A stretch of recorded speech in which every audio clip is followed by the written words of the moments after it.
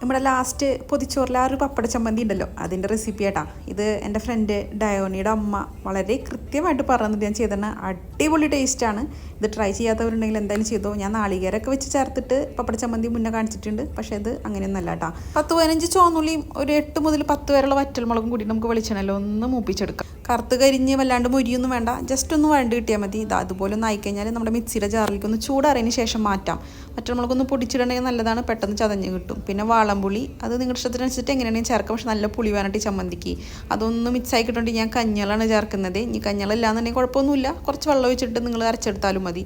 3 പപ്പടം വറുത്തെടുത്തിട്ടുണ്ട്. അരച്ചെടുത്ത ചമ്മന്തിയും ഈ പപ്പടം കൂട്ടിയിട്ട് നല്ല പോലെ ഉണ്ട് മിക്സാക്കുക. പപ്പടം 4-5 ഒക്കെ വേണമെങ്കിൽ ചേർക്കട്ടോ. അതിനനുസരിച്ച് പുളിയും ഉപ്പൊക്കെ ചേർക്കണം. ഞാൻ അതുവരെ ഇതിൽ ഉപ്പ് ചേർത്തിട്ടില്ല. വെളിച്ചെണ്ണ ചേർത്ത് നല്ലപോലെ മിക്സ് ചെയ്ത് നോക്കിയപ്പോഴാണ് ഉപ്പ് കുറവുണ്ടെന്ന് മനസ്സിലായത്. ഉപ്പും കൂടി ചേർത്തിളക്കിയാൽ നമ്മുടെ പപ്പട ചമ്മന്തി സെറ്റായി. ഇതാ കാണുന്ന പരിപ്പ് പുലർത്തിയതും ഈ പപ്പട ചമ്മന്തി മാത്രം